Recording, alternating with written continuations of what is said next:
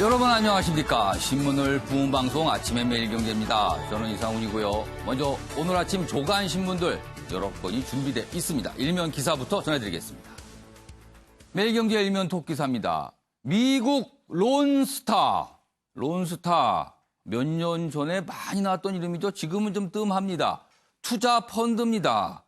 이렇게 얘기를 합니다. 한국 정부와 타협을 원한다. 지금 우리 정부가 소송을 하고 있거든요. 내용 보면요.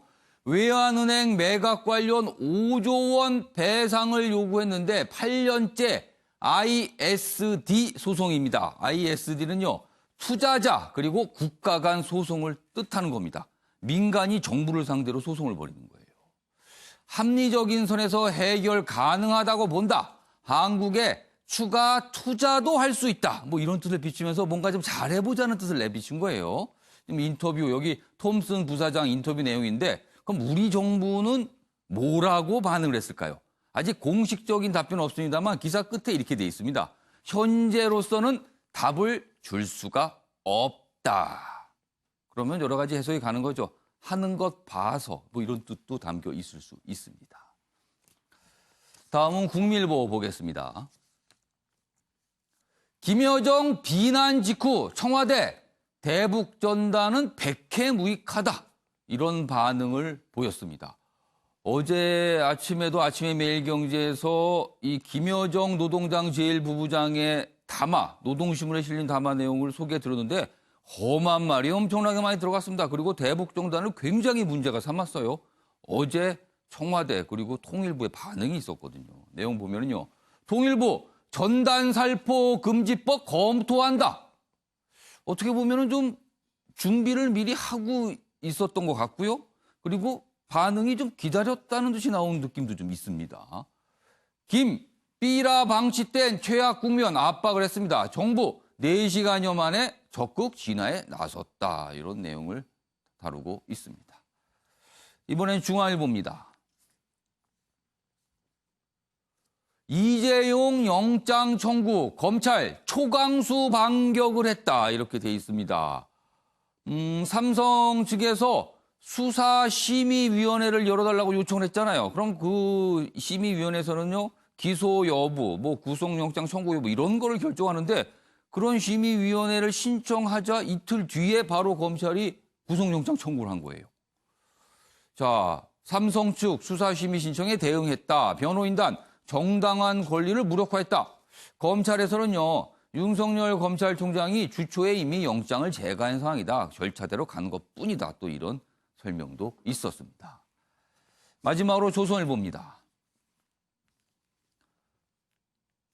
북한 한마디에 법도 만든다는 문재인 정부, 이 앞선 기사가 나왔는데요. 원래는 이 기사가 아니라 다른 기사가 준비되는데 이 기사가 지금 톱 기사라서 다시 소개가 됐습니다. 역시 뭐 통일부가 4시간 30분 만에 뭐 법 준비했다 이런 내용이 좀 포함이 돼 있습니다. 자, 지금까지 일면 기사 짚어봤고요. 오늘도 4분 패널 자리하셨는데요. 한 분씩 소개해드리겠습니다. 먼저 김관호 계명대 교수 나오셨고요. 그 옆에는요 이종근 시사평론가 자리하셨습니다. 그리고 최진년 변호사도 오늘 자리하셨고요. 마지막으로 주원규 삼육대 겸임 교수도 나오셨습니다. 안녕하세요. 네, 반갑습니다.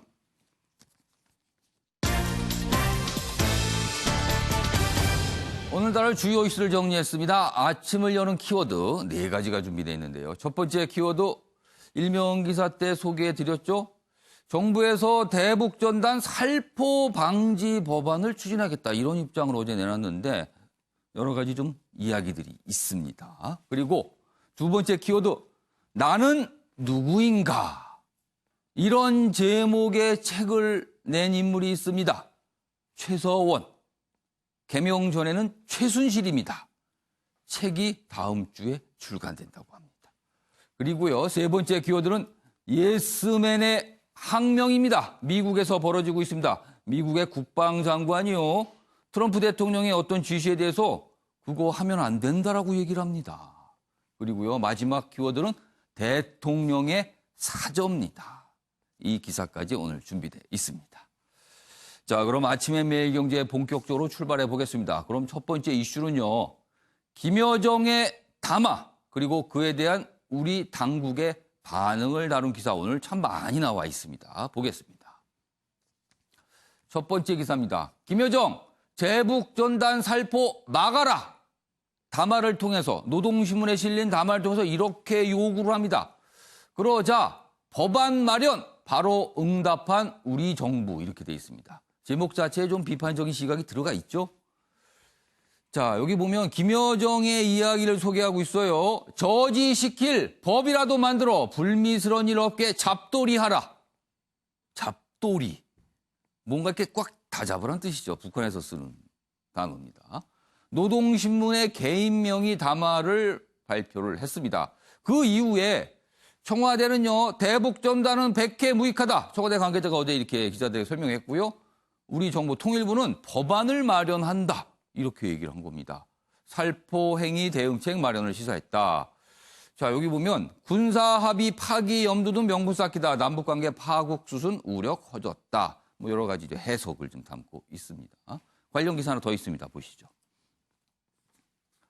통일부 삐라 금지 입법 즉각 반응에 북한 눈치 보기 또냐 이런 비난 여론이 또 나오고 있습니다. 그러니까 이런 일 있을 때마다 이제 시각 차이가 분명히 드러나죠. 정부의 모습에 대해서 비판적으로 보는 시각과 정부도 그럴 만하다, 이해가 된다고 또 보는 시각 이렇게 항상 존재하고 있습니다.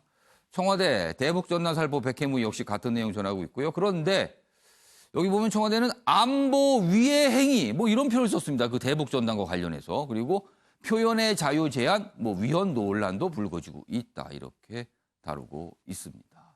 자, 그러면 어제요. 통일부가 이와 관련된 입장을 내놨는데 확인해 보겠습니다. 정부는 전단 살포가 접경 지역 긴장 조성으로 이어진 사례에 주목해서 여러 차례 전단 살포 중단에 대한 조치를 취해 왔습니다. 실제로 살포된 전단의 대부분은 국내 지역에서 발견되며 접경 지역의 환경오염, 폐기물 수거 부담 등 지역 주민들의 생활 여건을 악화시키고 있으며 접경 지역 국민들의 생명 재산의 위험을 초래하고 하는 행위는 중단되어야 합니다. 관련 기사 좀 더 이어가 보겠습니다. 다음입니다. 명분은 접경 주민 보호라지만 표현의 자유 침해 논란도. 지금 방금 들으셨죠? 대북전단 살포 방지하는 법안을 추진한다고 그러는데 이유는 이게 접경 주민들 보호 차원이다라는 설명이 있었습니다만 또 논란이 되고 있어요. 내용 좀 더 보면요. 군사적 충돌 이어지면 주민 피해, 보수 정권에서도 법으로 금지를 못했다. 이런 가운데 탈북민 단체는 계속 살포한다. 뭐 이런 입장을 내놨거든요. 이 기사가 다음에 있습니다. 보시죠. 6.25 맞아 대북전단 100만 장 보낼 것이다. 100만 장 보낼 것이다. 탈북자 단체 자유북한운동연합. 진실을 알리는 게 사명이자 의무다. 이렇게 주장하면서 계속 보낸다는 입장을 또 보여주고 있습니다. 자, 이와 관련된 영상도 있습니다. 확인해 보겠습니다. 북한 주민들의 알 권리, 이 또한 이제 보장되어야 된다고 생각합니다. 그래서 삐라를 보내는 행위를 우리가 생각해 보기 전에 북한 주민들이 이제 자유 세상을 알 수 있도록 우리 정부는 무엇을 하고 있는가, 뭐 여러 가지 이제 채널이라든가 아니면 전파라든가 이것을 통해서 그렇게까지 하지 않아도 세상에 돌아가는 소리를 이야기할 수 있으면 더 좋겠는데 그렇지 못하는 현실이고, 이 상황에서 결코 뭐 북한 주민들의 알 권리를 봤을 때 결코 잘못된 행위라고 볼 수는 없을 것 같습니다. 자, 최준영 변호사, 이른바 대북전단 살포 방지법, 뭐 이걸 추진하겠다고 어제 정부에서 입장을 내놨는데, 법으로 막을 수 있는 건가요? 아니면 이게 좀 어려운 건가요? 여러 논란이 좀 있습니다. 결론적으로 국민의 표현의 자유를 제한할 수는 있지만 원천적으로 금지시키는 것은 위험 문제가 생길 수 있다. 이렇게 정리를 할 수 있을 것 같습니다. 실질적으로 이명박 전 대통령 정부나 박근혜 정부 때도 이 문제가 계속 논란이 됐지만 입법화하지 못했던 것은 바로 표현의 자유의 근본을 침해할 수 있다는 문제 때문인데요. 말씀드렸듯이 표현의 자유의 본질은 이른바 국가 권력에 의한 탄압으로부터의 자유가 핵심입니다. 아시다시피 탈북자 또한 대한민국 국민이고 또 예. 우리나라 헌법상 영토 규정에 의할 때 북한도 우리나라 영토이고 북한 국민들도 대한민국 국민입니다. 그렇기 때문에 한국으로 들어왔을 때 그분들도 예. 국적 취득하는 것이 아니고 그냥 주민등록 주는 것이거든요. 예. 그렇기 때문에 이 부분에 있어서의 어떤 그런 북한으로 이른바 삐라를 보내는 것을 제한하는 법을 만든다는 것은 나름대로 의미가 있습니다. 왜냐하면 예. 국민의 표현의 자유도 국가안전보장, 질서유지, 공공복리를 위해서 제한할 수 있기 때문에. 예. 하지만 그것을 이번 통일부에서 얘기하는 것처럼 원천적으로 근본적으로 못하게 한다는 그 법을 만든다는 것은 만들고 그것을 위반했을 경우에 형사처벌을 할 경우에는 예. 결국 어떻게 되겠죠? 그 법은 결국 위헌이라고 헌법재판소까지 그럴 가능성이 높습니다. 예. 아마 이 부분이 지금 그 나중에 얘기하겠습니다만 예. 법사위원장이 이제 야당이 되느냐 여당이 되느냐 이 부분도 아마 이와 같은 법을 만들었을 때 예. 통과되는지 여부도 중요할 것 같은데요. 예. 최종적으로 이 부분을 완전 금지했을 경우에는 기존의 어떤 판례에 비추어 봤을 때 헌법재판소에서 예. 위헌 판결 나올 가능성이 매우 높아서 이 부분에 대한 공론이 반드시 필요할 것 같습니다. 어제 이 법안 추진과 관련해서 청와대와 그리고 통일부가 설명한 어떤 근거랄까요? 그러면은 접경 주민들 보호 차원이다. 일단 그런 명분이 있다. 그리고 이게 국가 안보를 위해서 좀 조치가 필요하다. 이런 이유를 좀 설명이 됐거든요. 이건 어떻게 보세요? 그렇습니다. 그렇기 때문에 예. 아까 말씀드린 것처럼 헌법상 국민의 기본권은 제한할 수가 있습니다. 예. 그랬기 때문에 아까 헌법의 기본권 제한하는 논리가 국가안전보장, 아까 말씀드린 대로 접경 지역의 어떤 예. 그 안전이라든가 예. 또 공공복리 예. 그리고 말씀드린 그런 부분을 위해서 충분히 제한은 할 수 있습니다. 예. 그런 부분이 있기 때문에 이걸 제한하고 어떻게 수단과 방법을 제한하는 것이지 그것을 근본적으로 금지하고 그것을 위반했을 때에 예. 형사처벌하게 한다라고 할 경우에는 말씀드린 것처럼 기본권을 제한은 가능하지만 제한을 넘어서 그 어떤 표현의 자유의 핵심을 그대로 침해한다고 하면은 그 예. 부분은 말씀드린 것처럼 위헌 논란이 있을 수 있기 때문에 아마 이 부분 북한 같은 경우에도 우리나라에서 이 예. 부분이 현실화되기가 쉽지 않다는 것을 노렸다라는 그런 분석도 나오는 것 같은데 예. 말씀드렸듯이 법을 만들 수는 있습니다. 그렇지만 예. 그 법이 시행되고 금지했는 사람을 이 재판에 넘겼을 때 그 재판의 전제가 된 이 법에 대해서 예. 헌법재판소의 판단이 있을 수 있기 때문에 예. 이 부분에 대한 어떤 여야 간의 심도 깊은 어떤 그 합의가 필요한 것이 아닌가 생각합니다. 자, 김건학 교수님.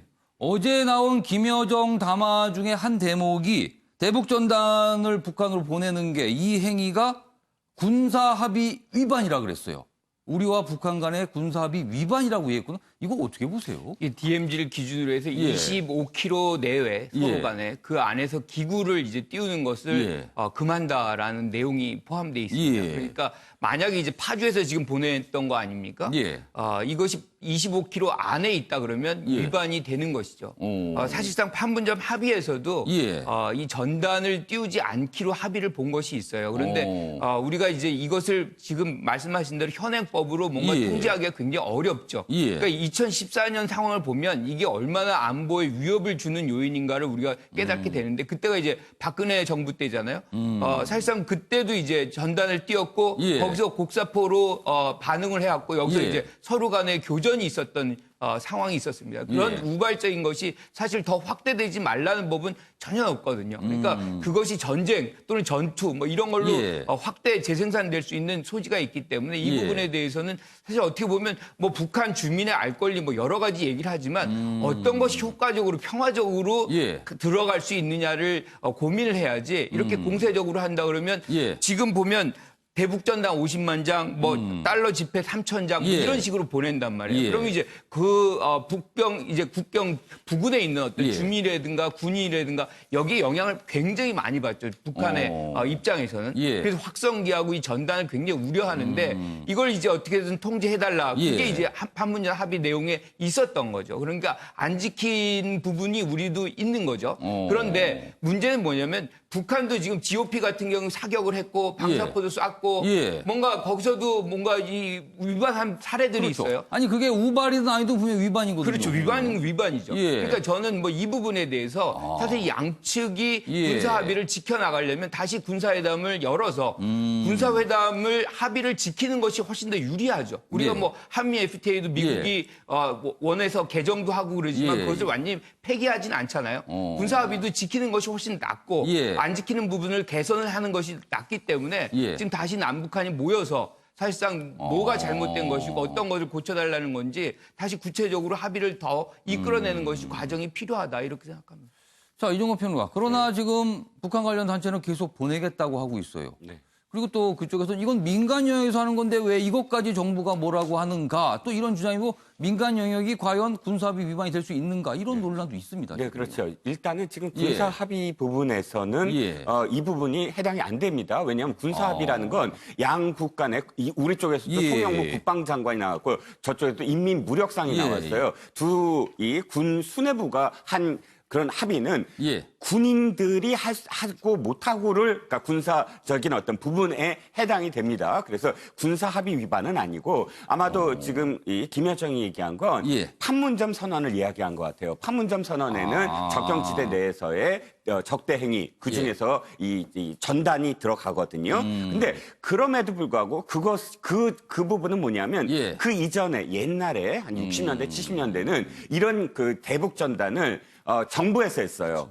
대북 공작 차원에서 또 그렇죠. 과거에는, 저쪽에서도 과거에는 예. 저쪽에서도 역시 대남 공작 차원으로 했습니다. 예. 이런 부분에서 예를 들어서 정부가 공작 차원으로 하는 것을 막을 수가 있어요. 하지만 변호사님이 말씀하셨듯이 이게 민간 영역에서 예. 법으로 금지시킬 수 있을 것이냐 이 부분은 굉장히 이 다른 부분이에요. 왜냐하면 예. 북한과 우리가 체제상의 우위가 있다는 건 예. 바로 표현의 자유가 헌법상의 명기가 돼 있다는 것이거든요. 저는 이게 무조건 잘했다는 것이 아니라 예. 그것을 어떻게 제한하는가에 대한 헌법을 위반하지 않으면서도 예. 설득을 하고 예. 그리고 또 무엇인가 다른 어떤 방법을 찾는 것. 이게 민주국가에서의 어떤 합의 과정인데 예. 이게 가장 큰 문제는 뭐냐면 저쪽에서 그렇게 나왔다고 해서 4시간 만에 우리 법 만들게 라고 정부 차원에서 대응을 한 것. 이게 예. 잘못됐다는 거죠.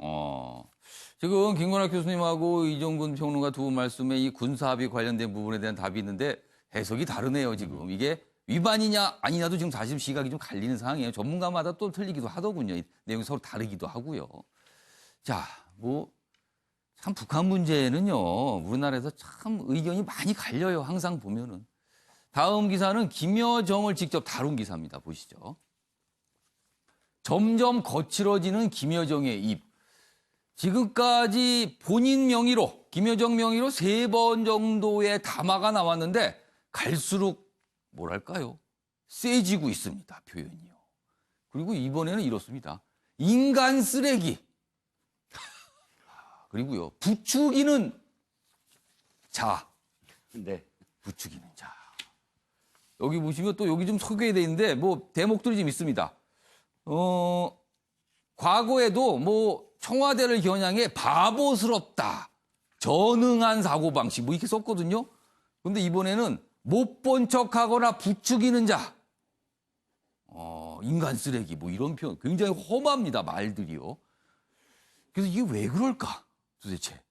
그러니까 이렇게 말이 험하다 보니까 내용보다 이 험한 말이 부각되는 경우가 더 많아요. 사실은. 이게 북한 내에서 흔히 쓰는 이런 표현인지 모르겠습니다만 담화에 들어갔다고는 믿기 어려운 표현들이 많습니다. 자, 부드러운 이미지에서 급변하고 있는데 대남 군기잡기 극대화 이런 분석이 있네요. 대남에 대해서 뭔가 이렇게 꽉 잡으려는 강한 표현을 썼다. 이런 이유입니다. 그래서 이 얘기 좀 해보겠습니다. 주원규 교수님. 김여정 담화 내용이 표현이 거칠어지고 있어요. 점점.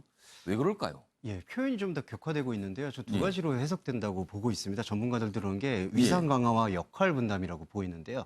일단 위상 강화의 측면에서는 이제 김여정이 어떤 그 북한 내에서의 입지나 위치를 가장 예. 먼저 이제 자신이 정통적으로 이 북한에서 지도권을 행사할 수 있는 위치에 있다라는 것을 이제 알리는 어떤 시그널이라고 생각이 됩니다. 예. 그런 면에서 또 전문가들이 예전에는 김여정이 부드러운 이미지를 어떤 여성적인 이미지를 유지했는데 예. 그런 여성적인 이미지만으로는 이제 김정은의 통치 체계에 어떤 뒷받침을 하는 데 있어서의 중요한 영향력을 행사하기가 좀 어렵다라는 분석들이 있다고 들었습니다.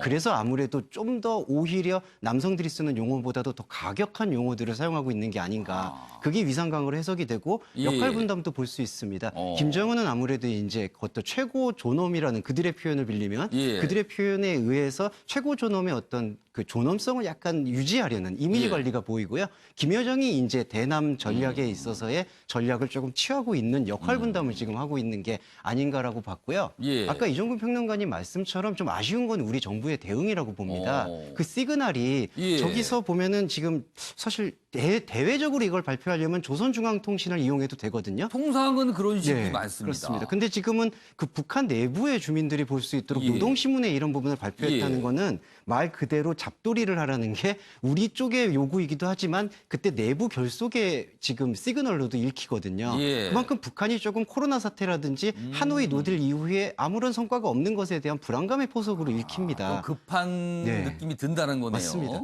근데 그런 것들을 시그널을 받아서 지금 탈북자 단체, 탈북자 단체도 우리 안에 있는 예. 사실은 표현의 자유와 함께 사실 대한민국의 어떤 주체인데 거기에 대한 시그널과 조율을 먼저 하지 않고 그걸 법으로 제약을 하겠다라는 태도를 보이는 것은 예. 너무 따라가는 입장 그리고 너무 북한의 눈치 볼 수 있는 저자세의 이미지로 정부는 그런 뜻이 예. 아니겠지만 저자세의 이미지로 비춰질까 봐 우려스럽습니다.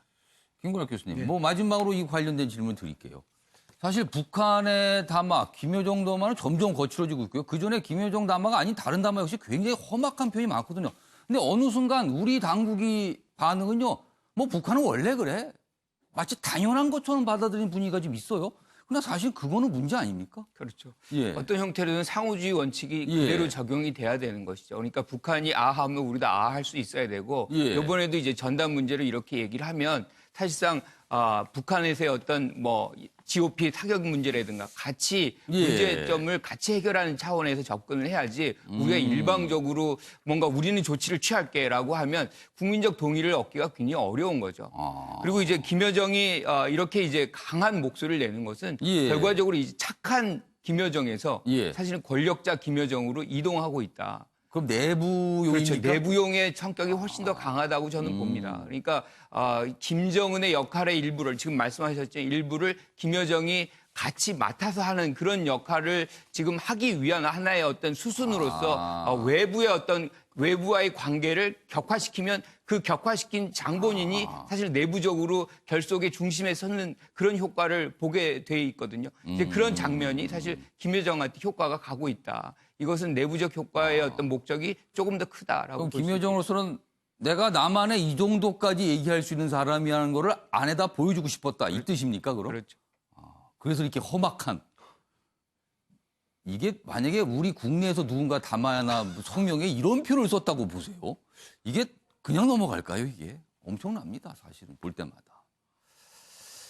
자, 첫 번째 주제는 이 정도로 좀 정리하고요. 이번에는요, 2명의 인물이 사진으로 준비되어 있습니다. 첫 번째 인물, 오랜만에 등장했습니다. 최서원. 아시는 분은 아시겠지만, 이름이 왜 최서원? 이러실 분도 있을 것 같아요. 개명된 이름이죠. 그 전에는 최순실이었습니다. 개명 전 이름이요. 자, 그러면 어떤 내용이 있을까요? 보겠습니다. 옥중 회고록을 쓴 비선실세 최서원. 박 대통령과 관계에서 나는 투명인간이었다. 존재하나 존재하지 않는 존재였다. 책의 내용에 이런 내용이 좀 실려 있답니다. 책 제목이요. 여기 좀 보실까요? 사진과 함께 있는데 책 제목이 이겁니다. 나는 누구인가. 스스로 나는 누구인가를 설명한 책으로 보여요. 좀 더 보겠습니다. 책 제목은 나는 누구인가이고 부제는요. 최서원 옥중 회옥입니다. 회옥이라는 표현이 조금 생소할 수 있는데요. 뜻이 이렇습니다. 후회와 반성 그리고 깨달음의 기록이다. 그러니까 과거를 돌아보면서 후회되는 거 그리고 뭘 깨달은 일을 썼다는 거예요. 그래서 회옥이라는 표현이 있고요. 내용 보면 이런 내용도 담겨 있습니다. 여기 뭐 투명인간 얘기도 있지만요. 지금 이 최서원 씨의 변호인이 이경재 변호사의 설명이에요. 구속된 이후 3년간 옥중 생활하는 중에 기록한 내용들이다. 그러니까 변호인에게 변론자를 위해서 기록한 것도 있고 그의 재판 과정에서 어떤 소회나 경험을 쓴 내용도 섞여 있다. 이렇게 설명이 돼 있고요.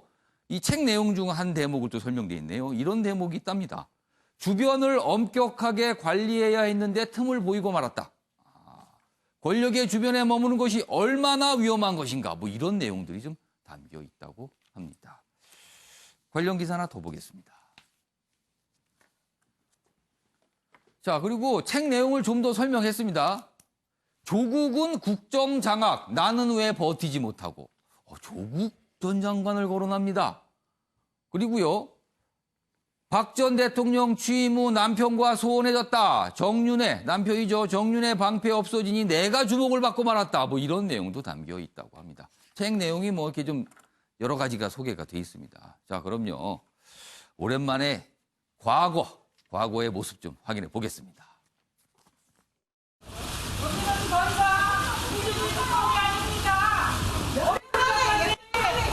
최순실 씨 여전히 강한 표사 갖고 있다 생각하십니까? 국가에서 죄를 지켜 살게 해야 최순실 씨 여전히 강한 표사 특검이 갖고 아닙니다.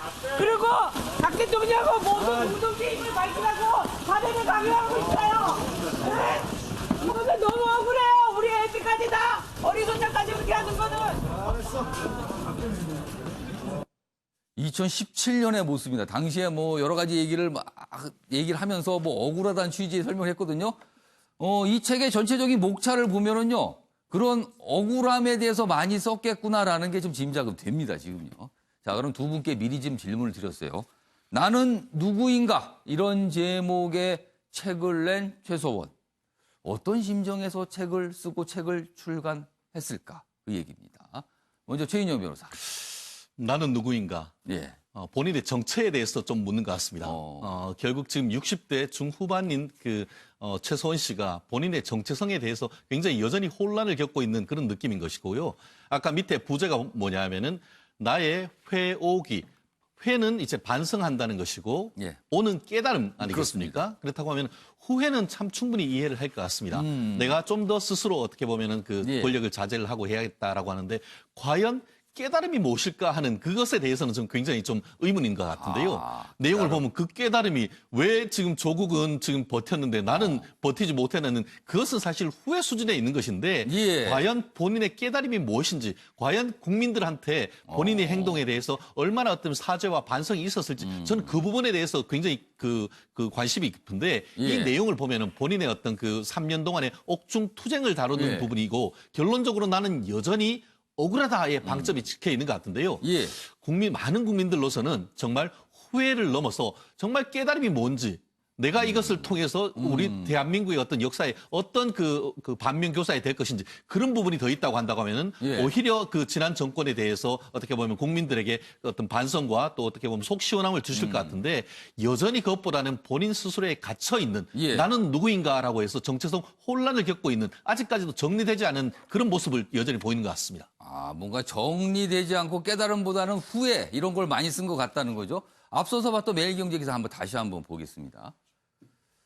여러 가지 내용이 좀 소개됐는데 이 부분이 혹시 깨달음 아닐까요? 여기 보시면 권력의 주변에 머무는 것이 얼마나 위험한 것인가 이거를 깨달은지도 모르겠습니다. 아무튼 그래서 어떻게 했다는 거죠?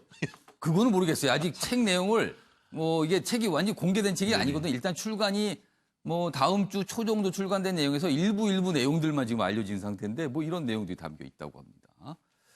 자, 주원규 교수께서는 최서원 어떤 심정에서 책을 내고 책을 썼을까?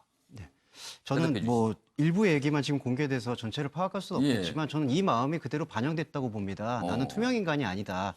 난 여전히 살아있다. 나는 존재하고 있다라는 것을 오히려 지금 반증하고 외치는 것 같은데요. 근데 지금 이분은 회옥이라는 뜻을 잘 이해를 못 하시는 것 같아요. 그래요? 네, 후회라는 것은 자신이 저질렀던 그 엄청난 국정농단에 대해서 내가 왜 그런 선택을 했는지에 대한 뼈아픈 후회와 반성을 기록을 해야 된다고 봅니다. 예. 그런데 지금 이 기사에만 소개된 것으로 봐서도 권력자 곁에 있었다는 이유로 항변 한 번 제대로 하지 못한 채 감옥 생활하고 있다는 것은 자신이 지금 억울한 옥살이를 하고 있다라는 아무래도 것에 대한 억울 쪽에 좀 맞습니다. 방점을 둔 거 예, 아니냐? 그러면 이건 후회라고 볼 수 없는 거죠. 그리고 깨달음이라는 것도 자신만의 지금 사적인 깨달음인 겁니다. 예. 권력자의 곁에 있는 게 얼마나 위험하다라고 얘기하는 것도 내가 권력자의 곁에서 제대로만 했었어도 나는 이런 꼴이 되지 않았다라는 것에 대한 깨달음이 있기 때문에 그 깨달음도 오염됐고 지금 예. 후회라는 것도 오염됐기 때문에 저는 예. 회옥이라는 표현을 쓰는 것 자체도 부적절할 뿐더러 이분이 갖고 있는 이러한 존재감이 예. 사실 우리가 국정농단으로 인해서 얼마나 나라가 정말 파탄이 날 지경의 위험성까지 예. 직면했지만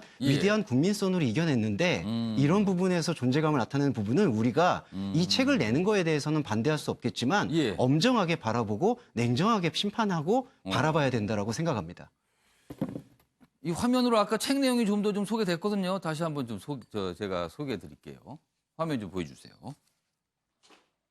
박 대통령을 떠나자니 을이 져버리는 것 같고 그대로 있자니 세상이 놔두지 않을 것 같고 그래서 그를 여기서 말하는 그는 전 남편 정윤회입니다. 그를 놓아주기로 뭐 이런 어떤 그 전후 상황에 대한 설명이 좀 있어요. 다음 보겠습니다. 박 대통령과의 관계에서 나는 투명 인간이었다. 그러나 어느 날 갑자기 비선 실세가 되고 말았다. 여기도 본인이 약간 억울하다는 약간 분위기로 지금 쓴 것 같아요. 다음입니다. 조국의 끝없는 거짓말, 국정농단 넘어 국정장악. 나는 왜 그렇게 버티질 못하고. 이건 무슨 의미일까요? 이종무 평론가. 이 대목을 좀 해석 좀 해주세요. 해석이 안 되는데요. 어. 자, 이걸 겁니다. 지금 예. 조국 전 장관과 을 둘러싸고 예. 지금 많은 그러니까 또 일부의 어떤 그런 이 진영에서는 예. 사실 조국이 그 문재인 대통령이 표현하듯이 뭐 마음의 빚을 갖고 있는 사람 예. 뭐 이렇게 표현을 하고 또 이 조국 전 장관이 이 진영에서 봤을 때 분명히 무엇인가 잘못을 했고 또 많은 부분에 있어서 대통령의 가장 큰 측근으로서 부담을 지우고 있는데 예. 그 자신과 비교를 할 때 얼마나 다른가 지금 대우라든지 이런 것들이. 근데 그 부분은 저는 이렇게 말씀을 예. 하고 싶어요. 뭐냐면 이겁니다. 비교되는 부분이 분명히 있어요. 예. 어떤 점이냐면 예.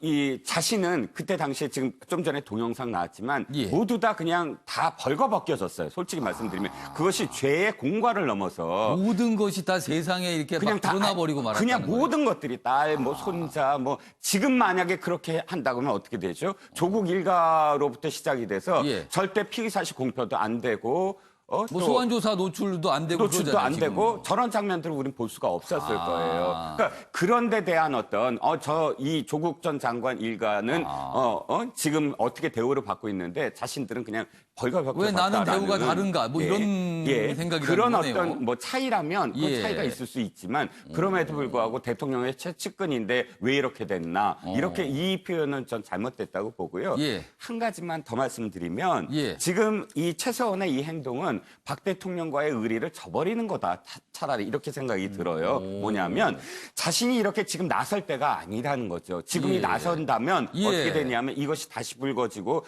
불거지면 지금 박 대통령은 아직도 재판에 남아 있어요. 예. 많은 부분 재판에 남아 있고 예. 또 사면도 거론이 돼요. 사면 예. 아직은 안 되겠지만 예. 이런 상황 속에서 자신이 이렇게 나는 뭐 죄가 그렇게 없어 억울해라고 나설수록 이 모든 것들이 주군에 대해서 사실은 의리를 저버리는 것 이렇게 생각이 돼야 되는데 예. 지금은 그런 거 상관없어. 나는 내가 지금 누군가를 밝히는 게 더 중요해. 이런 판단이 들었다고 생각이 드네요.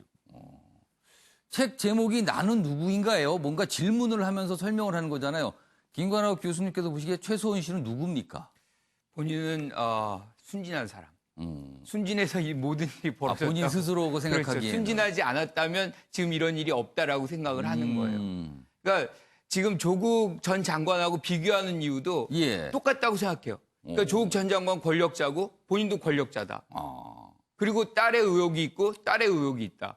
겹치는 부분들이 있다는 다 똑같은데 거죠. 예. 나는 지금 감옥에 있고 조국 전 장관은 그대로 버티고 있다. 즉 버티지 않았기 때문에 본인은 이제 감옥에 있는 것이다라고 이제 그거를 얘기를 하는 것인데 예. 저는 근본적으로 이게 잘못됐다라고 생각을 하는 게 예. 권력을 갖고서 이제 사실은 사적 이익을 가져갔느냐 예. 이 부분이 가장 핵심적인 차이거든요. 예. 그러니까 조국 전 장관이 권력을 갖고서 사실 권력 남용으로 사적 이익을 챙겼느냐.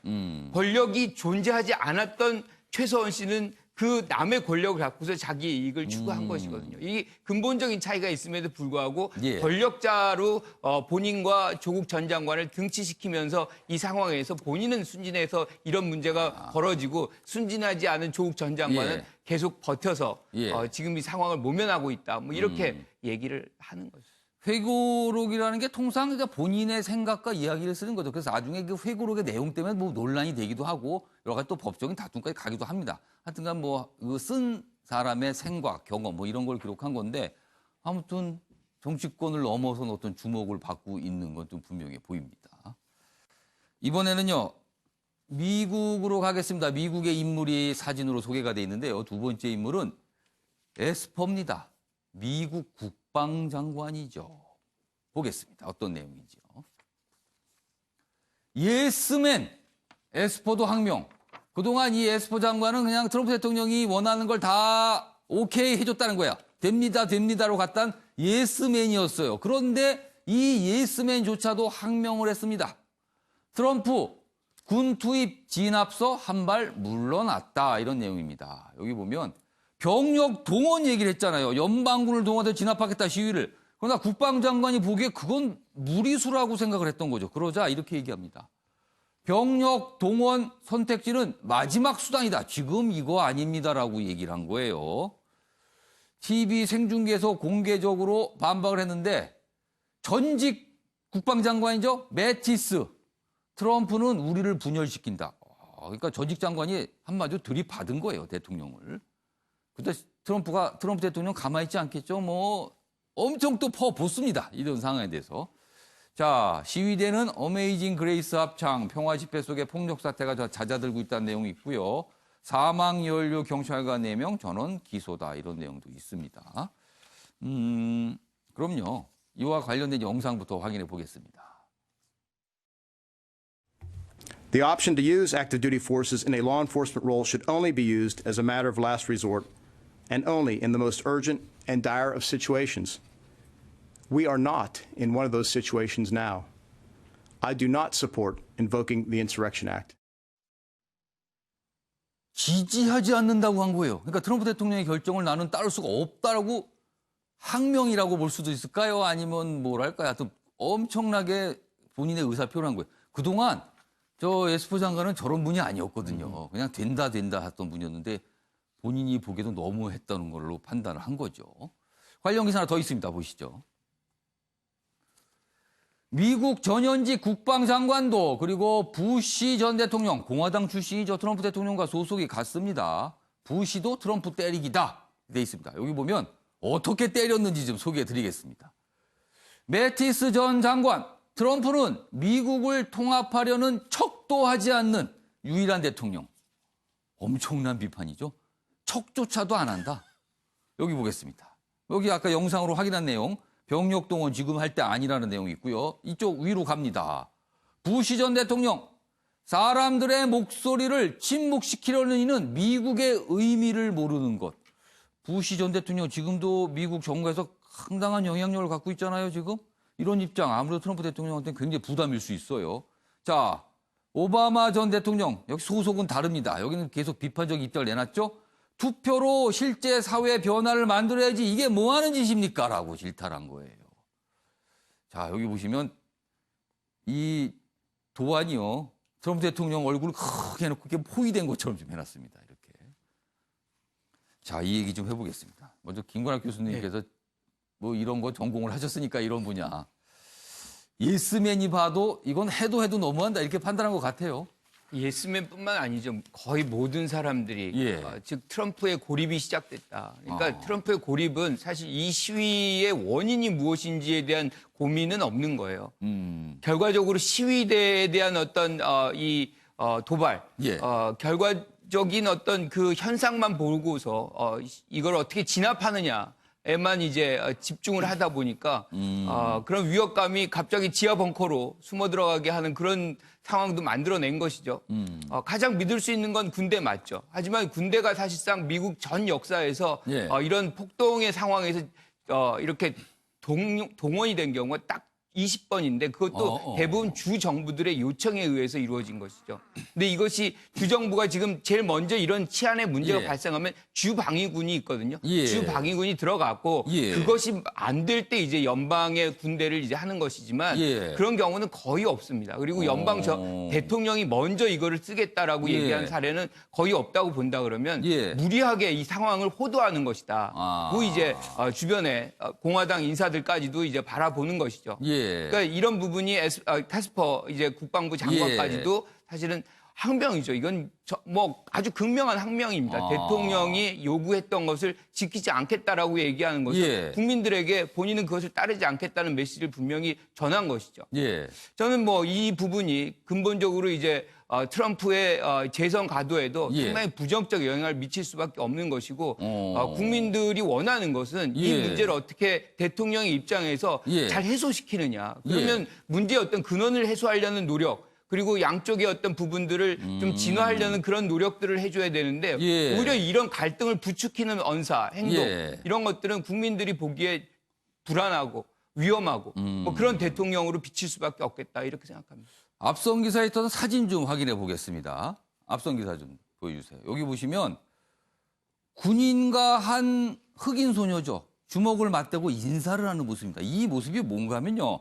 지난 3일 워싱턴 백악관 인근에서 있었던 모습인데 항의 시위를 하는 소녀, 이 시위대에 참가한 거죠. 그리고 이 시위대를 진압하기 위해서 나선 유타주 방위군 소속 군인, 백인 군인. 어떻게 보면 지금 미국 상황에 대한 상징적인 의미일 수 있어요. 백인 군인 남성, 그리고 시위대에 참가한 흑인 소녀. 주먹을 맞댄 건 뜻을 같이 한다는 뜻이잖아요. 이렇게 되면 이게 트럼프 대통령이 원하는 모습이 아닐 수도 있어요. 이것은요. 이건. 근데 이 모습이 지금 포착이 돼서 이렇게 사진을 실려 있는데 주원규 교수님. 네. 트럼프 대통령이 이렇게 강경한 목소리를 내고 있고 사실은 시위가 왜 발생했는지에 초점을 두기보다는 시위 자체가 과격하다, 약탈이잖아. 이거 진압해야 돼. 이렇게 가고 있거든요. 네. 정치적인 분명 계산이 있을 거예요. 뭐 지지자한테 뭔가를 보여주려고 하던데 이건 뭘까요? 네, 맞습니다. 철저한 정치적이고 정략적 계산이라고 예. 보입니다. 솔직히 말씀드려서 미국이 지금 현재 흑인의 인구 비율이 한 13% 정도로 예. 추산을 하거든요. 솔직히 트럼프의 입장에서는 그냥 표밖에 안 보인다고 저는 생각밖에 해석이 안 됩니다. 그러니까 이 흑인이라는 그 인종이 지금 폭동을 일으켜서 난동을 벌이고 그런 것들이 미국 사회를 혼란시킨다. 우리는 그 혼란을 잠재워야 된다. 그 트위터에 트럼프가 사용하는 그 비중만 보더라도 예. 폭동이라고 말할 수도 없겠습니다. 저는 이건 평화 시위라고 표현할 수밖에 없는데 그 시위가 왜 발발했는지에 대한 자성과 반성에 대한 성찰은 전혀 없고 이것이 어떤 뭔가 폭동이 일어날 것 같고 사회가 소요가 일어날 것 같다라는 그런 불안감 조성에만 집중하고 있다라고 보는 것이 매우 유감스러운 상황이고요. 그렇기 때문에 저는 안타깝게도 트럼프라는 대통령이 비즈니스맨으로서의 정략적인 한계를 보여주고 있는 게 아닌가. 그 대표적인 게 저는 부시 이제 전 대통령의 예. 이 발언은 대단한 차이가 생긴다고 생각합니다. 왜냐하면은 사실 보수주의자, 미국 안에 있는 보수주의자다 보수 기독교인들이 예. 부시 대통령의 말 한마디에 상당한 중요한 영향력을 갖고 있다고 예. 평가되는데 예. 조지 부시 대통령은 그 호불호나 그 역사적 평가는 다르겠지만 예. 9.11 테러나 걸프전으로 인해서 자국민을 보호하겠다. 그때는 인종을 초월해서 우리 미국 국민을 건드리는 것에 대해서는 용서할 수 없다라는 의지를 표명한 보수주의자였거든요. 근데 트럼프는 지금 그마저도 저버리고 일단 표 계산에만 지금 매몰되어 있는 그래서 상황이 아까 아닌가. 이 매티스 전 장관이 이런 네. 대통령 처음 봤다 이렇게 국민을 네. 분열시키는 대통령. 맞습니다. 그리고 마크 에스퍼 예. 국방장관도 저는 지금 뭐 소신 발언을 했다기보다는 예. 그만큼 군 내부의 그 반발 기류가 엄청났기 때문에 그걸 표현했다라고 저는 그러니까 생각이 진압에 듭니다. 나서라고 명령을 받은 군인들도 주저주저 할 수 있다는 네, 거네요. 맞습니다. 그 아까 신문에 봤던 그 사진 한 장으로 예. 이미 입증되고 있지 않는가 그렇게 보입니다.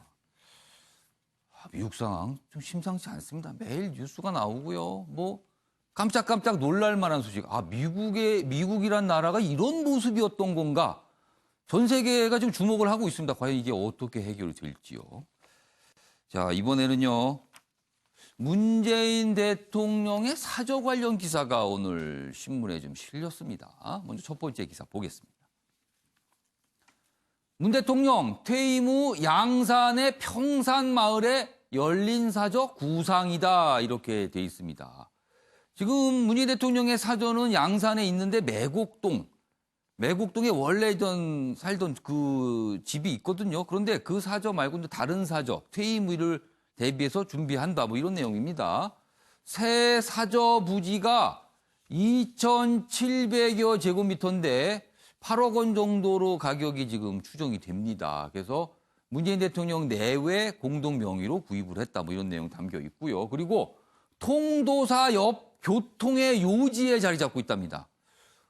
지금 이 문재인 대통령이 2008년부터 사용해온 이 매곡동 사저는요, 사실 교통의 요지는 아니에요. 좀 가기가 불편하다는 얘기도 있거든요. 근데 반면에 이렇게 새로 장만을 한 이 사저 부지는 굉장히 오가기가 좋다. 이런 뜻이 됩니다.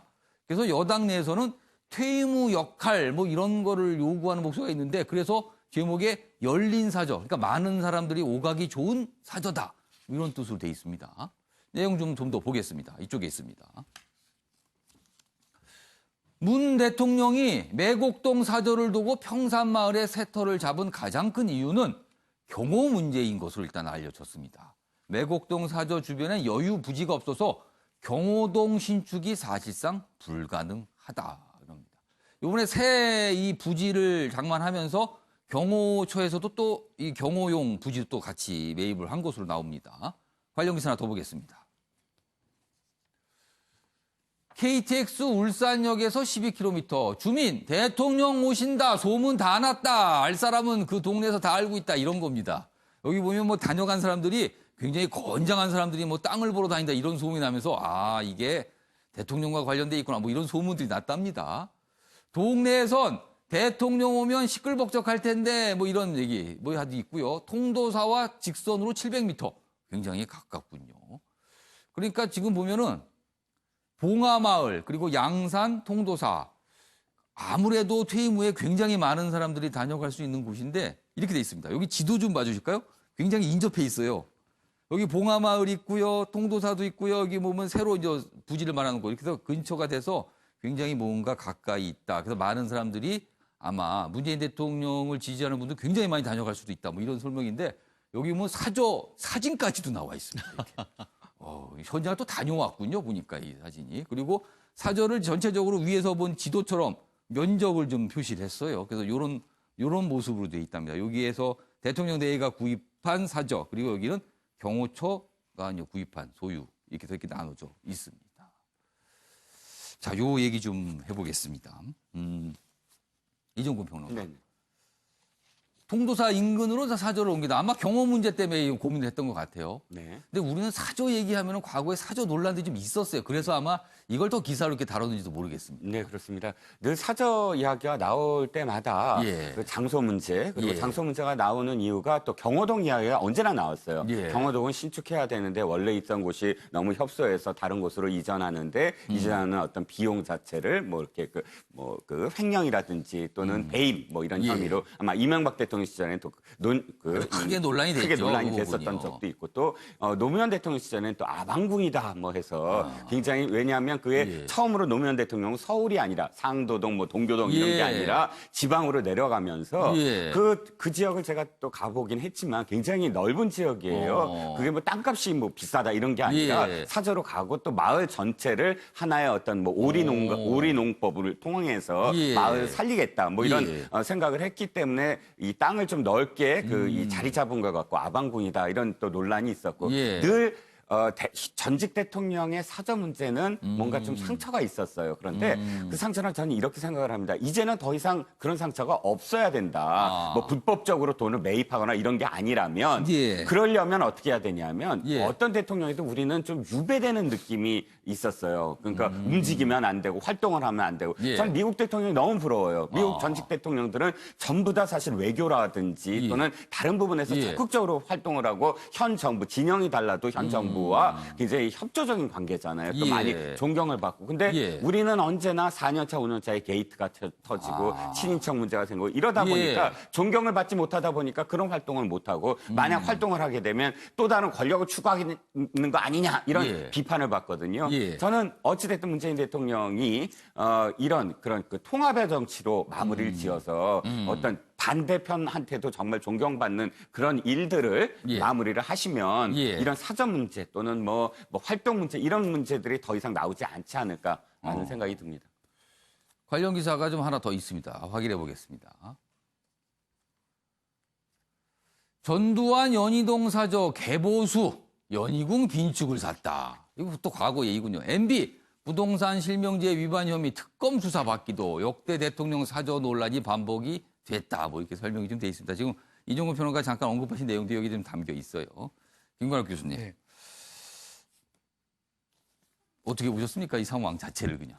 그러니까 뭐 계속 지금 말씀하신 대로 예. 반복되는 얘기예요. 그러니까 예. 과거의 대통령들이 사저로 옮길 때 그 규모가 얼마 되느냐, 자금 출처가 어떻게 되느냐, 이게 항상 논란이 됐던 것이고 거기에서 문제점들이 없었던 것이 아니거든요. 그러니까 예. 이번에도 아마 사저를 이제 만들어야 되는 시점이 왔잖아요. 그러니까 준비를 할 때는 된 것 같습니다. 그렇죠. 그러니까 지금요. 취재가 들어갔고 그러니까 어. 장소가 어디고 그럴 때 규모가 어디고 뭐 이런 등등의 얘기들이 나온 것인데 지금 들어가는 비용 정도가 한 8억 정도 된다는 예. 거죠. 그러니까 과거에 무슨 뭐 연희동이라든가 뭐 동교동, 상도동 여긴 서울이니까 상당히 비싸죠. 그리고 예. 그 확장하기가 굉장히 어려운데 지방 같은 경우는 그만큼 땅 만들기도 쉽고 경우도 쉽고 가격도 그리고 좀 매매 뭐 가격도 그렇게 굉장히 비싸지 합리적이고 않고요. 뭐 예. 그런 부분이기 때문에 저는 뭐 이런 상황이라 그러면 점점 논란의 사저 논란은 잦아들 가능성이 매우 크다라고 생각을 합니다. 그런데 이제 정치적 효과는 예. 오히려 발생할 수가 있을 것 같아요. 아까 지도에서도 봤지만 예. 지금 노무현 전 대통령의 사저와 예. 지금 뭐 문재인 대통령이 이제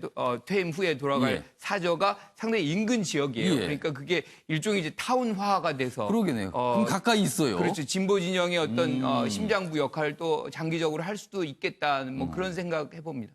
최은영 변호사. 지금 아까 지도 봤는데 아무래도 위치가 저렇게 되다 보니까 문재인 대통령 퇴임 후에 지금 여당 쪽에 계신 분들이 많이 다녀갈 것 같아요. 아무래도요. 아무래도 봉화마을 갔다가 문재인 대통령 사저까지 들리고 이런 게 굉장히 빈번할 것 같거든요. 아마 순례길이 만들어지지 않을까 그런 생각이 드는데요. 실질적으로 봉화마을 같은 경우에는 예. 특히 친노 지지자들의 성지 같은 곳 아니겠습니까? 그런데 지금 그림에서 보듯이 지금 봉화마을에서 지금 이른바 평산마을 같은 경우에 예. 그 왔다 갔다 하는 차로 한다고 하면 그게 멀지도 않는 그런 상황입니다. 거기다가 지금 울산역에 내려서 저도 통도사를 가봤습니다만 통도사가 산세도 좋고 우리나라 예. 3대 사찰 중에 하나입니다. 그렇기 때문에 그런 어떤 그 단순히 정치적인 것뿐만 아니고 관광이나 이런 부분을 생각한다면은 그쪽 어떤 그 관광 활성화에도 상당히 어떤 좋은 점이 될 것 같은데 다만 그럼에도 불구하고 말씀드렸듯이 정치적인 입장에서 예. 어떻게 보면은 서울이 아닌 또 본인이 어떤 그 정치적 백그라운드가 있는 곳에 가는 것을 봤을 때는 정치적 입장에서는 퇴임 이후의 어떤 것까지도 다 나름대로의 어떤 구상이 있는 것 같은데요. 적어도 지금까지는 참 우리나라 퇴임 후에 대통령의 참 평안이 없었는데 문재인 대통령께서는 정말 그 편안한 어떤 여성이 됐으면 하는 그런 바람이고 또 더불어서 시작한 지 엊그제 같은데 벌써 퇴임이라는 얘기가 나온다는 것 자체가 이제 절반을 넘어가는 3년을 넘어가는 시점, 시간이 빠르다는 것도 느끼는 것 같습니다. 아무튼 오늘 신문 한 2곳 정도에서 이 내용 사진과 함께 뭐 싣고 있어요. 아무튼 오늘 이 기사는 좀 관심을 좀 모으고 있고요. 아마 다른 언론에서도 이런 기사를 좀 추가 취재를 하지 않을까 싶기도 합니다. 자, 이번에는 사회 분야 기사로 좀 넘어가겠습니다. 많은 분들이 너무 놀라셨고요. 너무 분노하고 계십니다. 내용 좀 보겠습니다. 가방에 갇혔던 9살 끝내 하늘로. 계모가 등장하죠. 경찰, 계모의 아동학대 치사 적용. 이렇게 돼 있습니다. 이 숨진 9살. 처음에는 가방에다가 뭐 3시간 정도 뭐 이렇게 들어가게 해서 뭐 학대를 했다 이건데 보니까 그 수준이 아닙니다. 뭐 7시간 얘기가 나오고요. 가방을 또 바꿔서 뭐 들어가겠다는 얘기 나오고 많은 분들이 너무 끔찍하게 생각하십니다. 여기 기사 내용 좀 더 보겠습니다. A군이 숨짐에 따라 경찰은 전날 구속한 B씨, 계모 B씨입니다. 혐의를 아동학대 중상해에서 아동학대 치사로 바꿔서 적용할 방침이다. 그리고 이 부검이 예정돼 있고요. 친부 A씨의 학대 사실을 알고 친부가 계모의 학대 사실을 알고 방관했는지 여부에 대해서도 조사를 하겠다. 이런 내용도 담겨 있습니다. 자, 그럼요. 관련 영상부터 확인해 보겠습니다. 예, 그 눈에 있었던 멍이 있잖아요. 그것이 어떤 학대와의 연관성에 대해서도 수사가 된 게 있나요? 아직은 거기까지는 아직 안 했고요. 우선 지금 마지막 행위 위주로 하고 있고요. 그 지금 몸에 멍이 있다는 부분 이런 거 전반적으로 다 수사를 하고 확인할 예정입니다. 본인이 신고한 그 멍은 어디의 멍인가요? 뭐 그 서북경찰서에서 취급했던 부분이고요. 네. 손등이라든가 이런 데 멍이 있었던 걸로 제가 알고 있습니다. 그럼 눈멍은 이번에 발견된 거고요. 눈멍은 이번에 보인 거고요. 서북경찰서에서 엄마하고 아버지를 그 혐의자로 조사를 했죠. 결과는 아직은 안 나왔고 수사 진행 중에 있었던 겁니다. 예, 또 엄마나 아버지는 뭐 애가 뭐 말을 뭐 어떻게 해서 뭐 체벌을 했다 이런 진술은 있었고요. 경리는 아동보호 전문기관에서도 상담을 했고 또 경찰에서도 서북경찰서에서 수사하면서도 판단을 했을 테고요. 그래서 그 격리를 시켰고 안 시켰고 문제는 서북경찰서하고 아동보호 전문기관에서 판단한 거기 때문에. 주건규 교수님, 결국엔 이 9살 아이가 숨졌습니다. 어찌 이런 일이 생겼을까요? 예, 저희가 이건 너무 이런 일들이 있을 때마다 분노하고 그냥 넘어가서는 안 된다고 생각합니다. 예. 냉정하게 이 사건을 짚어봐야 될 것 같은데 먼저 저는 아쉬운 게 이게 자꾸 의붓어머니의 어떤 학대다라고만 몰고 가는 거는 저는 오히려 사적으로 몰고 가는 거라고 생각을 합니다. 의붓어머니든 친어머니든 예. 아이를 학대하는 행동에 대해서는 우리가 사회가 사회 문제로 보고 접근을 해야지 가족의 문제로 접근해서는 절대로 안 된다는 생각이 들고요. 예. 그리고 또 하나는 아동학대 특례법 같은 경우가 지금 많은 부분에서 강화가 됐다라고는 생각을 하지만 예. 사실은 사후 약방문에 지금 지나지 않는다라고 생각이 드는 게 그 가이드라인이 되게 모호합니다. 훈육과 체벌 사이의 가이드라인이 예. 추상적으로 좀 묘사가 돼 있어요. 아이가 예. 공포감을 느낄 정도가 이루어질 때 그거를 체벌과 훈육을 넘어선 체벌로 본다. 근데 그런 가이드라인이 솔직히 경찰이 접근할 때에도 되게 모순적이고 모호할 수가 있거든요. 어떤 게 훈육이고 어떤 게 체벌인가. 그래서 사실 체벌의 가이드라인은 아이에게 신체적인 학대를 가하는 그 자체가 체벌의 가이드라인으로 봐야 된다고 생각을 하고요. 예. 하나만 더 말씀을 드리면 예. 이 아이가 사실은 상담을 받고 긴급 분리 조치도 되었었고 예. 그런 경우가 있었습니다. 예. 그런데 다시 부모에게 돌아갔거든요. 아. 그 이유를 왜 그렇게 얘기하냐면 아이가 원했기 때문이다라고 얘기하는데 예. 저는 조금만 신경을 기울여서 아동 상담 심리를 했거나 상담을 좀 더 기울였다라면은 예. 아이가 얼마나 무서웠는지 공포에 떨었는지 그런 부분들을 분명히 확인할 수 있었다고 생각을 합니다. 하지만 안타깝게도 사실 복지 예산이 예. 지금 아동 학대 예방에 쓰이는 경우가 너무 미미한 상황. 이런 부분들이 이제 저희가 감정적으로만 분노하고 예. 그냥 가족의 어떤 문제로만 치부하기에는 이제 이 단계는 넘어섰다고 봅니다. 신윤 변호사. 지금 혐의가 아동학대 치사로 바뀌어서 적용될 거로 보여요. 이건 처벌 수위가 어떻습니까? 그렇습니다. 아직 살아있을 때 같은 경우에 예. 지난번 있는 상태에서도 구속영장이 됐지 예. 않습니까? 그때 범죄 같은 경우에도 아동학대 중상해 예. 아이가 정신 거의 예. 사실 돌아오기 힘든 정도였기 예. 때문에 중상이었는데 이제 사망했기 때문에 예. 이제는 이른바 아동학대 치사로 해서 재판에 예. 넘겨질 것 같은데요. 법정형이 5년 이상의 유기징역 또는 무기징역까지 처할 수 있는 5년, 내용입니다. 최소는 5년 이상입니다. 그렇습니다. 그렇기 때문에 기존에 이제 그 부천이나 뭐 인천에 있었던 예. 이 비슷한 사건 같은 경우에는 예. 한 15년 내지 한 20년형 정도 그 구형을 했던 그런 내용이 있는데 예. 아마 그 비슷한 정도의 어떤 처벌이 내려지지 않을까 싶은데요. 저는 저 또한 이제 그 어린 아이를 둔 그 부모로서 예. 사실 그 44cm, 60cm라고 하면은 예. 매일경제신문 요거 크기에 2개 정도 되는 겁니다. 두 개를 정도 싸는 거예요. 예, 그게 딱 그 신문 펼쳐놓은 그 정도 크기의 초등학교 3학년이 어떻게 들어갔는지에 대해서 저는 너무 가슴이 무너지는데요. 예. 이 부분에 대해서는 재발 방지를 위해서라도 정말 엄한 처벌이 필요할 것 같은데, 예. 정말 그 부모의 한 사람으로서 좀 말을 잇기가 참 어려운 것 같습니다. 관련 기사도 준비되어 있는데요. 좀 마저 보겠습니다. 여행 가방 갇혔다 숨진 소년 한 달 전 비극 막을 기회 있었다. 아까 주영 교수님 지적해 주셨어요. 이거 있었습니다. 기회가. 여기 보시죠. 어린날 이마 찢어져 병원에 갔습니다. 의사가 멍자국을 보고 수상히 여긴 겁니다. 그래서 학대 신고를 했어요.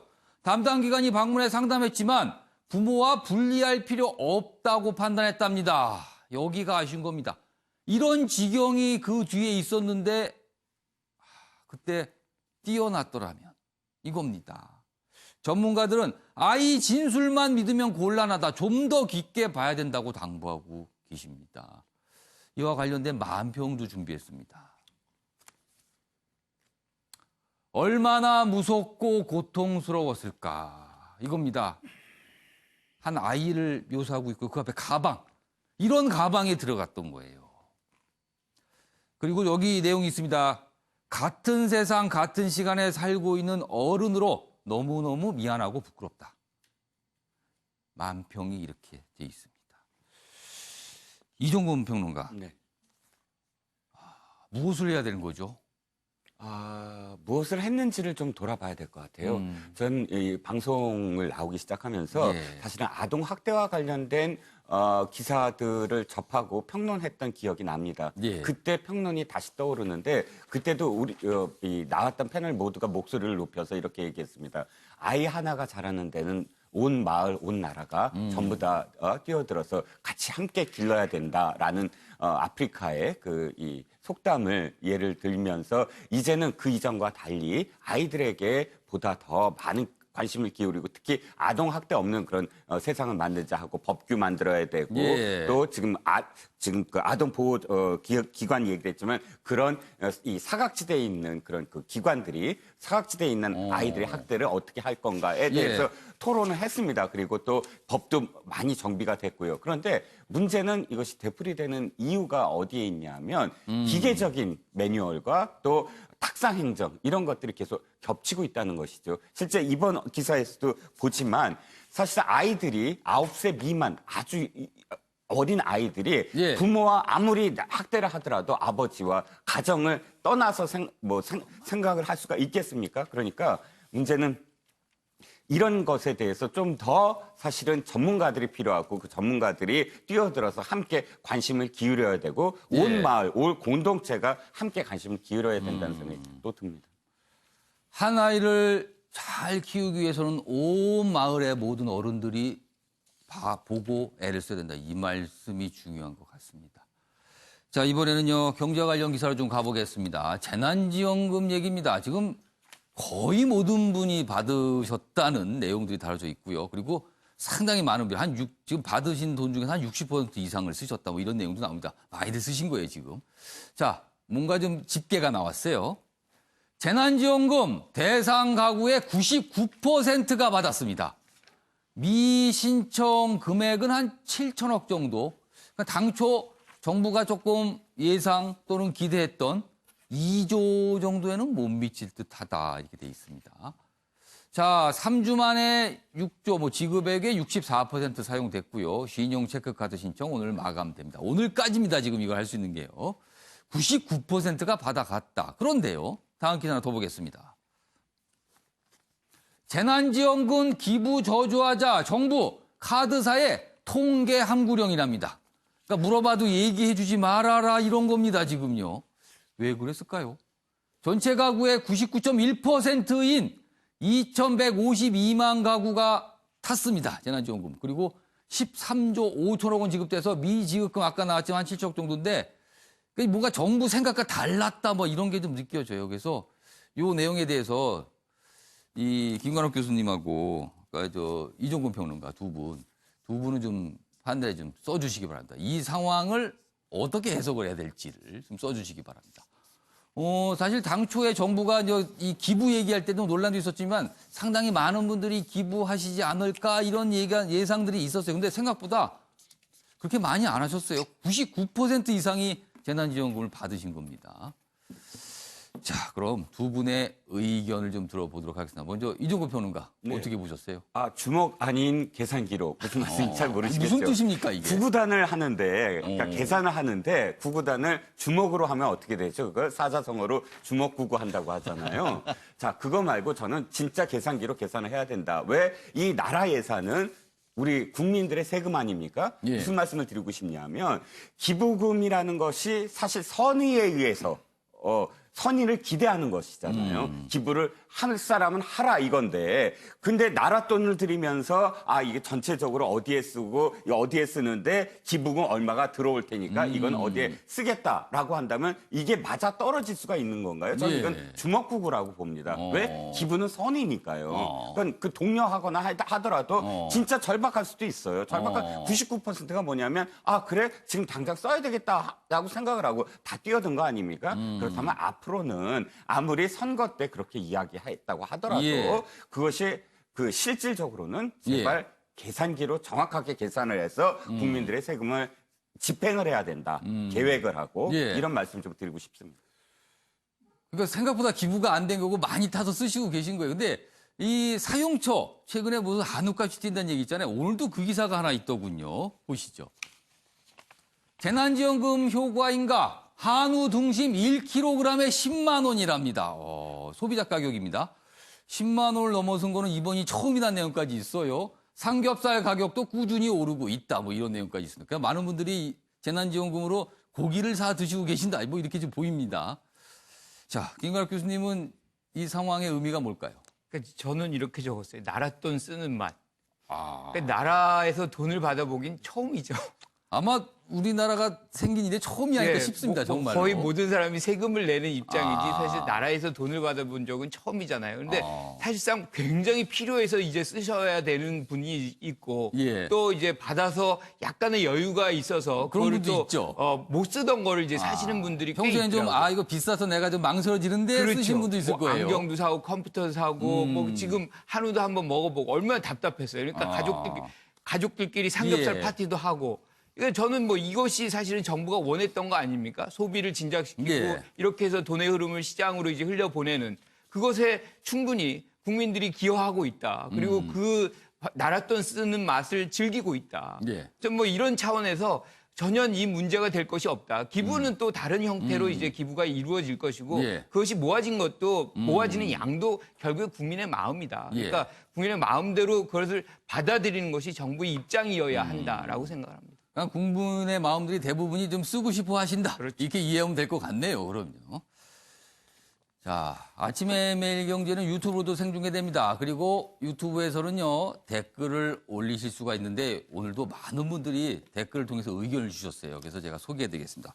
먼저 최서원 회고록 관련해서 댓글을 주셨는데 이렇습니다. 첫 번째 댓글은 회고록은 개인 영역인데 너무 관심을 가지는 게 아닐까요? 이렇게 해서 너무 관심 두지 마세요. 이런 의견 주셨고요. 또 다른 의견은 자기가 한 짓을 아니까 입으로 죽을 죄를 지었다고 기자들 앞에서 사죄해놓고선 이제 와서 무슨 소리? 또 이런 의견도 주셨어요. 그리고 9살 가방 학대 이 사건 관련해서 의견도 주셨는데 너무 아픈 비극입니다. 그리고요. 또 다른 의견은 이렇습니다. 자기 자식 아니라고 저렇게 학대할 거면 왜 결혼했대? 이런 얘기도 있고요. 또 다른 의견은요. 왜 이리 법이 약하나? 어린아이가 얼마나 고통스러웠을까? 너무 마음이 아프다. 이런 의견도 올려주셨습니다. 자, 댓글을 올려주신 여러분께 다시 한번 감사 말씀드리겠습니다. 마지막 기사가 하나 또 있습니다. 소개해드리겠습니다. 비말 차단 마스크 싸고 편한데 KF70에서 80 정도 성능이라고 그래요. 내 차례 올까? 이거는 민간에 맡겨서 판다고 그러는데 이렇습니다. 오늘부터 판매인데 500원대로 공적 마스크의 3분의 1, 하루 20만 장. 그런데 이거는 뭐 이렇게 제한을 하고 이런 게 아니라 사고 싶은 것 정도 살 수 있게 됐거든요. 그래서 이게 또 경쟁이 붙지 않겠습니까? 요 사진을 보시면 이게 비말 차단용 마스크, 덴탈 마스크에 비해서 좀 더 꼼꼼해 보이죠? 입을 다 막을 수가 있다고 합니다. 그래서 많은 분이 찰 텐데 구매 수량 제한이 없어 경쟁이 불보듯하다. 이런 내용도 좀 담겨 있습니다. 자, 마무리하겠습니다. 집단 면역을 내세웠던 스웨덴. 이제는요, 후회하고 있습니다. 사망자가 너무 많이 발생했기 때문인데요. 인구가 1,000만 명 정도인데 우리나라의 5분의 1이죠. 그런데 사망자는 4,000명을 넘어섰습니다. 코로나 이전처럼 살면서 방역까지 완벽히 차단하는 건 불가능하다는 걸 보여주죠. 코로나19 이후의 세상. 그래서 지금부터 준비와 각오가 필요합니다. 시청해주신 여러분 고맙습니다.